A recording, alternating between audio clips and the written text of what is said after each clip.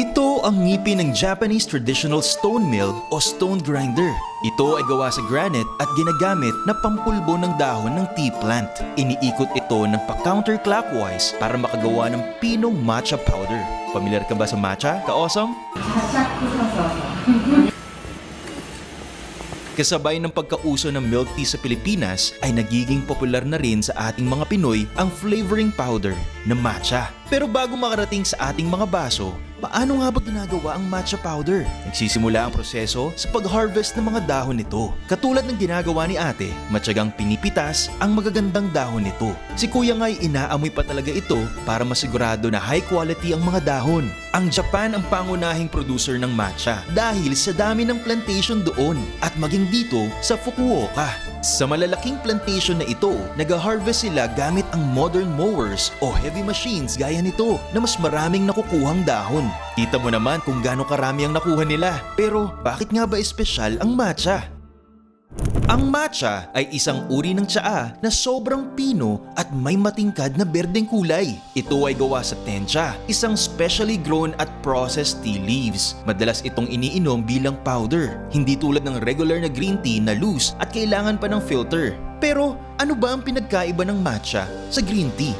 Ang matcha at green tea ay parehong galing sa Camellia sinensis na halaman. Ang pagkakaiba lang ay ang proseso ng paggawa nito. Ang green tea ay pinapatubo sa ilalim ng araw, samantalang ang para sa matcha naman ay pinapalago sa lilim na umaabot ng 3 linggo bago anihin. Ginagawa ang shade-grown process na ito para tumaas ang L-theanine at chlorophyll content ng camellia na siyang nagbibigay ng matingkad na kulay berde at mapait na lasa sa dahon nito. Ang origin ng matcha ay naitala sa China sa panahon ng Tang Dynasty noong 8th century kung saan ginagamit ito sa religious ceremonies. Pero kahit sa China ito nagsimula, sa Japan talaga ito nakilala at naging bahagi ng kanilang kultura. Sa kasalukuyan, Japan ang main grower at producer ng matcha gamit ang mga tradisyon at teknik na ipinapasa sa bawat henerasyon. Kaya naman kinilala bilang matcha capital of the world ang Uji sa Kyoto, Japan, kung saan pinoproduce ang world's highest quality matcha. Kung susuriin, may iba't ibang klase ng matcha based sa kanilang quality. Ang ceremonial grade ang uri ng matcha na ginagamit sa traditional Japanese tea ceremonies.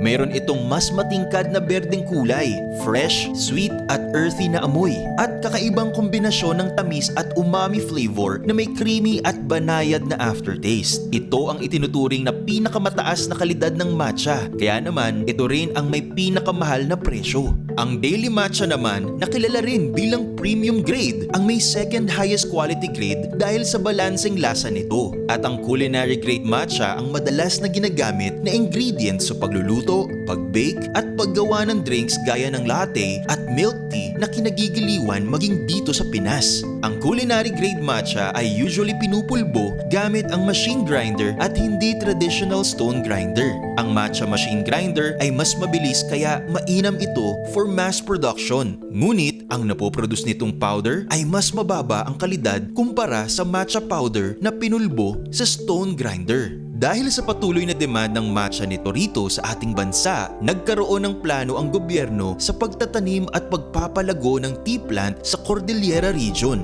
Ayon sa Manila Bulletin, nagkaroon ng diskusyon sa Pandesal Forum on Philippine Tea kasama ang mga kilalang panelist na nagbabahagi ng kanilang kaalaman at suporta para sa layon na magkaroon ng sustainable tea farming sa bansa. Shoutout kay ka-awesome Jason Paxson. Maraming salamat po sir sa pag-suggest ng topic na ito. God bless po. Ikaw ka-awesome, isa ka bang team matcha o team green tea? This is your Kuya Dawal from Our Republic. Hanggang sa muli and stay awesome!